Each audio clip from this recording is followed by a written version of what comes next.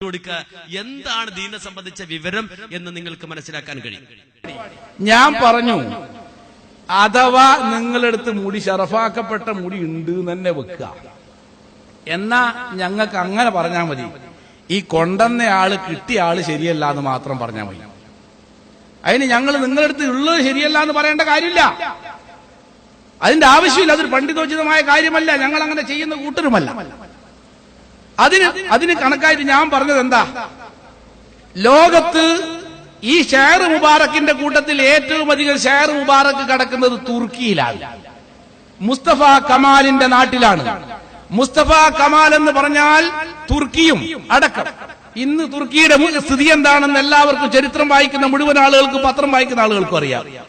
പർദ്ദയിട്ട് നടക്കാൻ പോലും പറ്റാത്ത രീതിയിൽ ആ രാജ്യത്തെ ഇസ്ലാമിക സംസ്കാരം തൂത്തെറിയപ്പെട്ടു.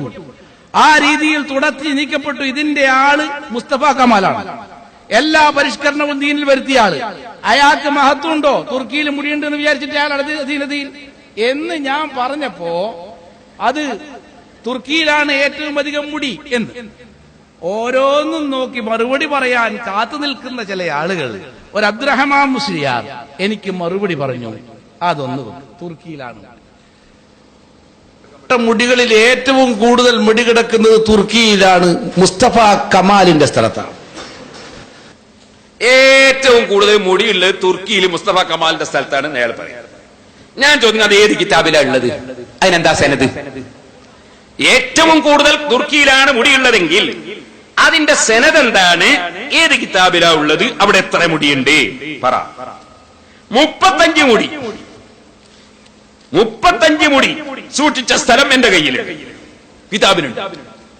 ഞാൻ ചോദിക്കുന്നത്, തുർക്കിയിലാണ് ഏറ്റവും കൂടുതൽ, നിങ്ങൾ പറഞ്ഞല്ലോ, ഏത് കിതാബിലാണ് ഉള്ളത്? അവിടെ എത്രയാ ഉള്ളത്? സനദ് വായിക്കും. സനദ് വായിക്കും. 2 മറുപടി പിന്നെ ഇതുകൊണ്ട് തീർക്കുന്നൊന്നുമില്ല. വായിക്കട്ടെ.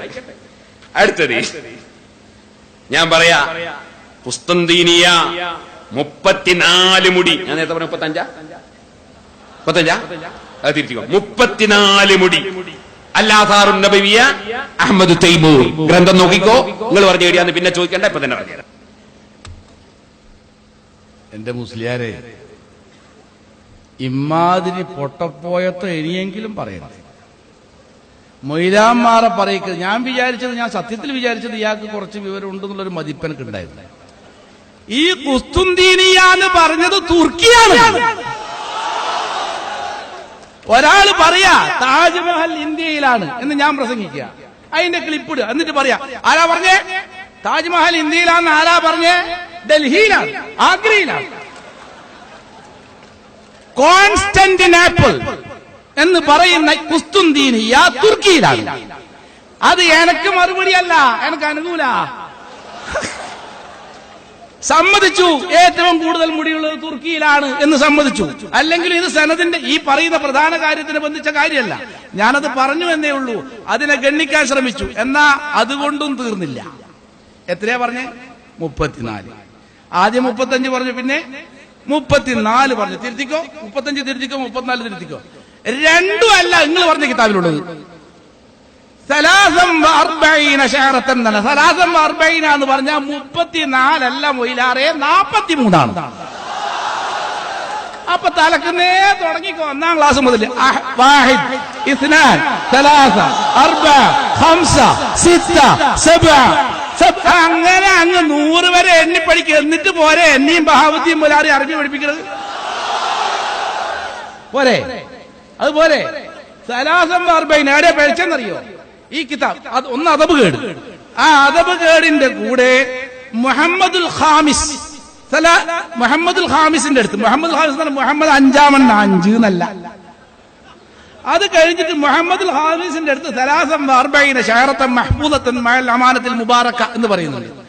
ഈ സലാസം 40 ഖാമിസും സലാസും കൂടി ഒന്നിച്ച് കണ്ടപ്പോ മൂപ്പര് വിചാരിച്ചു അൽ ഖാമിസ് പറഞ്ഞ വേറെയാണ്, സലാസം 40 വേറെയാണ്. അൽ ഖാമിസും മനസ്സിലായിട്ടില്ല, സലാസത്തും മനസ്സിലായിട്ടില്ല, 40 മനസ്സിലായിട്ടില്ല. എന്നിട്ടല്ലേ അല്ല് വിട്ടൈന്. കണ്ടോ, ഇതാണ് നിലവിലെ അവസ്ഥ. ഇയാളാണ് പോൽ അറബിക് കോളേജിന്റെ